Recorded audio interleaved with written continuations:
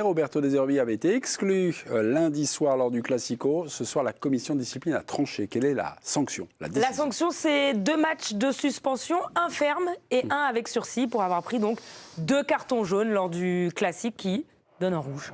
Voilà. Alors, Roberto De Zerbi s'en sort-il bien? Oui. Oui? Pourquoi? Quand on regarde la jurisprudence sur les autres coachs en Ligue 1, notamment Fonseca, qui a pris 9 mois, alors évidemment, c'était beaucoup plus grave. Ah bah... Mais, d'accord. Mais non, je suis pas... Attends, je dis pas qu'il devait prendre 9 mois. Évidemment qu'il méritait sa sanction, Fonseca. Mais là, c'est pas tant être expulsé. Être expulsé, ça vaut un match. Mais c'est le comportement après. C'est être resté derrière le banc, avoir continué à coacher alors que c'était interdit. Et... Ça me fait dire que je pense qu'il n'y a pas eu de rapport de Jérôme Brizard, tant mieux pour l'OM, tant mieux pour De Zerbi. Mais s'il y en avait eu un, il aurait pris plus de matchs. Et Benassia aussi, je pense, parce que Benassia est descendu sur le terrain alors qu'il n'était pas inscrit sur la feuille de match, il n'a pas le droit de le faire non plus. Il peut, je crois. Je crois que s'il n'est pas sur la feuille de match, je crois que Mehdi Benassia peut. Ah, lui, il peut. Dans la préparation de l'émission, on m'a dit que Mehdi Benassia peut venir. Même sans être sur la feuille de match. Je pense qu'il peut. Hugo, ce qui est quand même hallucinant à l'année. Ouais, je pense ce qui est quand même hallucinant, c'est qu'il faille un rapport de l'arbitre pour dire que l'entraîneur n'a pas besoin. Mais tout le monde a vu que l'entraîneur était là, il n'y a pas besoin du rapport. Moi, ce qui me gêne le plus, parce que là, on le voit, c'est la haine qu'il a quand l'arbitre lui dit de quitter le terrain, quand Hakimi essaye de le calmer. Et là, on le voit. Alors, je ne sais pas ce qu'il lui a dit, parce que je ne comprends rien en italien. Putain de merde, cazzoni merda. Il lui dit avec la méchanceté et tout. Il n'est pas très sévèrement puni. Un petit mot, parce que mon métier aussi, c'est de distribuer les cartons. Jérôme Brizard, lorsqu'il présente le jaune, le met, on va dire, un peu nerveusement, un peu, lui aussi a un comportement pas tout à fait, on va dire, voilà, il sort un petit peu de sa fonction. Ah bon?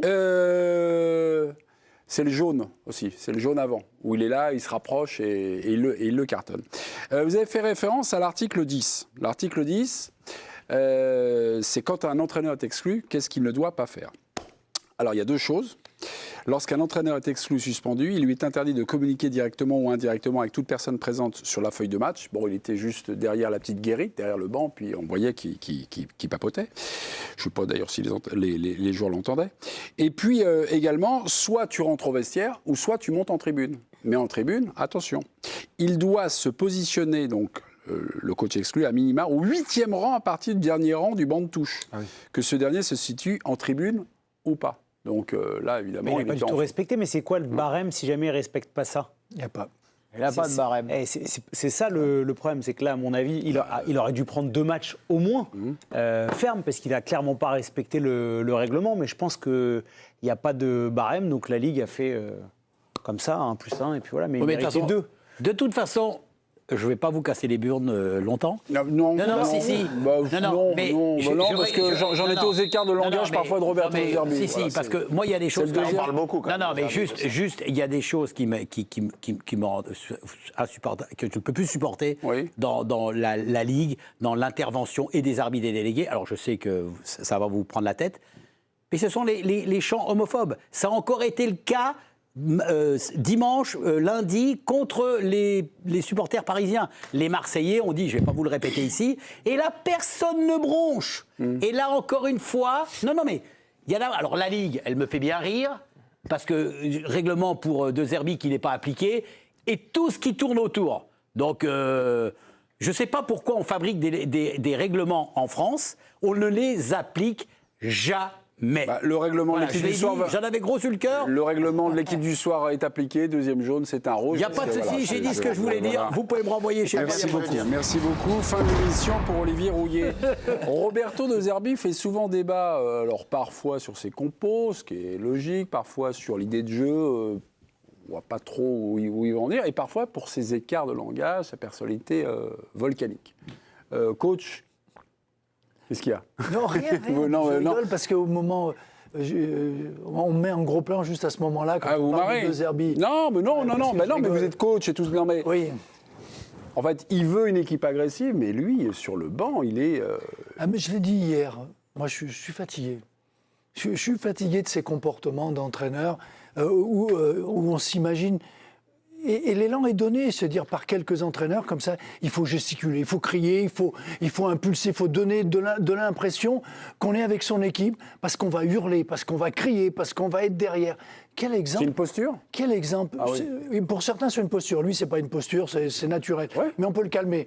Et j'ai même dit, sous forme dérision, j'ai dit, quand il y a un match, moi je serai arbitre, je lui donnerai un carton en commençant le match préventif, en lui disant, vous vous calmez parce que vous avez déjà un jaune. Un carton préventif. Il y a un moment, il faut arrêter avec ces entraîneurs qui courent le long. Il serait bien accueilli comme arbitre, je pense, dans les stades. Mais qui courent de tous les côtés, je veux dire, qui hurlent, qui mettent la pression à tout le monde, qui engueulent tout le monde. Comment on veut que les joueurs y soient calmes, que le public, pareil, soit respectueux, quand on a un énergumène qui court comme ça, qui gesticule, qui saute? Il y en a un autre qui est comme ça. Il y a Arteta à Arsenal. Je ne sais pas si c'est pas pire encore. Mais à un moment, il faut arrêter. Okay. D'abord, déjà, ils ont une zone. Ils n'ont pas le droit de sortir de la zone. Le deuxième truc pour le règlement, il est suspendu. Il doit monter. Le délégué n'a pas fait son travail. Le délégué n'a pas fait son travail. À ce moment-là, vous n'avez pas le droit de rester là. Il dit à l'arbitre, on arrête le match. On arrête le match, il ne veut pas monter. Moi, il n'a pas fait son boulot.